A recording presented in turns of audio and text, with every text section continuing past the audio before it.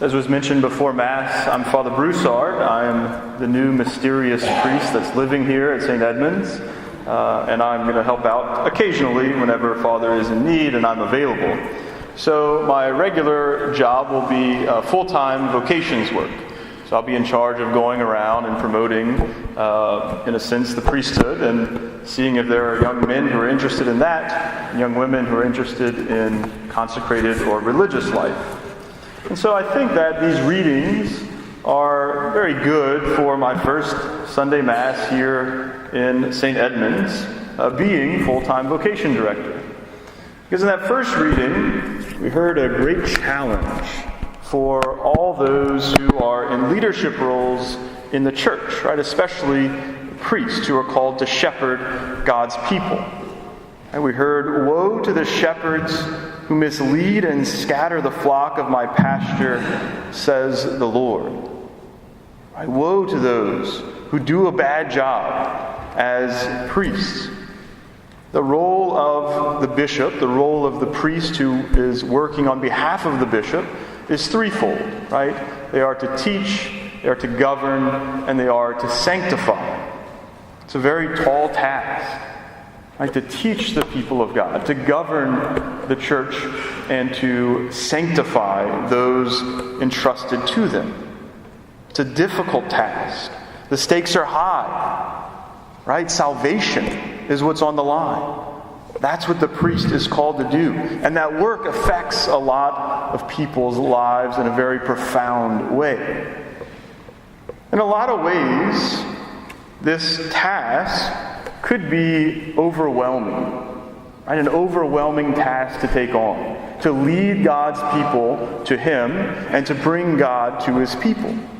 And it was for me at many times whenever I was thinking about the priesthood, when I thought maybe God was calling me to become His priest.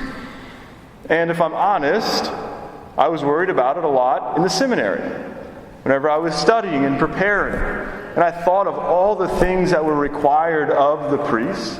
I saw the work that was to be done, and I was overwhelmed many times.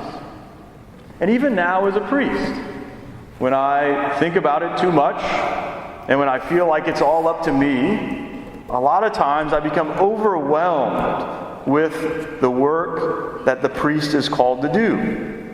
Now, I think about it, and I think that I'm in charge, and it's my job to make sure that there are priests for the next generation.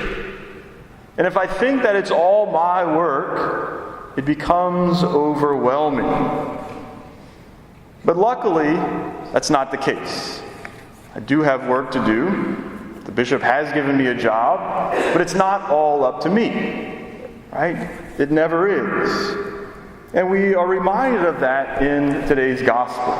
Right? Jesus sees the crowds, and He has pity on them because He said that they were like sheep without a shepherd. And then what did He do?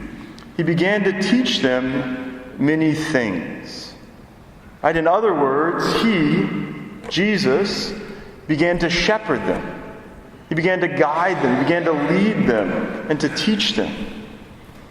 And the prophet Ezekiel tells us, "I myself will pasture my sheep. I myself will give them rest, says the Lord." And God the Father sent Jesus and His Son to shepherd His people, right? He held true on that promise that He made through the prophet Ezekiel, that He Himself would come to shepherd His people. And so any good priest knows this. Right? Any good priest realizes and keeps this in mind often. Right? That it's not all up to me, but that Jesus is the one who shepherds His people. Right? I'm merely an instrument that He uses to do that. And so it takes a lot of pressure off. It's very comforting to know that it's not all up to me. Right? That I just have to be a worthy instrument of Jesus to work through me. The last point that I want to make is that of the key role of the shepherd. Right? Jesus says that they are like sheep without a shepherd. He Himself will shepherd His people. And so what is it that a shepherd does? Well, primarily, I've never been a shepherd before, but I'm just assuming that the primary roles of the shepherd are to lead his sheep to water, right, because we need water to live, to lead them to food, because we also need that, and to protect them, right, to protect the sheep. Because I could imagine that out in the open where sheep graze and live, there are a lot of dangerous things that could harm them, that could attack them. And so it's the role of the shepherd to protect his sheep, to protect his flock. And it's the same for those shepherds who work in the church. Right? It's our role to protect the flock entrusted to us. To protect you from what? Well, from the wolves, right? Primarily from Satan, right? Who is trying to get at the faithful and trying to make them go astray. But Satan goes first, not after the sheep, but after the shepherd. Right? Because if you can get rid of the shepherd, then it's going to be much easier to get to the sheep. And so Satan is going to go after his priests. He's going to go after those who are thinking about being priests. He's going to be the one that's going to be trying to convince them that it's all up to them. Right? That they're all on their own. That the work that they're called to do is too much. That they should just give up. Right? But we have to remember that Jesus is the shepherd. And so I ask you for your prayers. Right? I ask you for your prayers, certainly for myself, because anybody who knows me knows I need all the prayers I can get. I ask you for prayers for all bishops and priests as we do our work in shepherding you, the flock. Prayers for deacons and religious, consecrated men and women. Prayers for those who are discerning. Because again, this devil is going to try to sow those seeds of doubt, of uncertainty. Well, I can't do that. I shouldn't even worry about it because I'm not good enough. Right? There's no way God could possibly be calling me. So pray for those who are being called, who are thinking about it, that they would have the courage to respond to that call, to step up and say, yes, Lord, I am unworthy.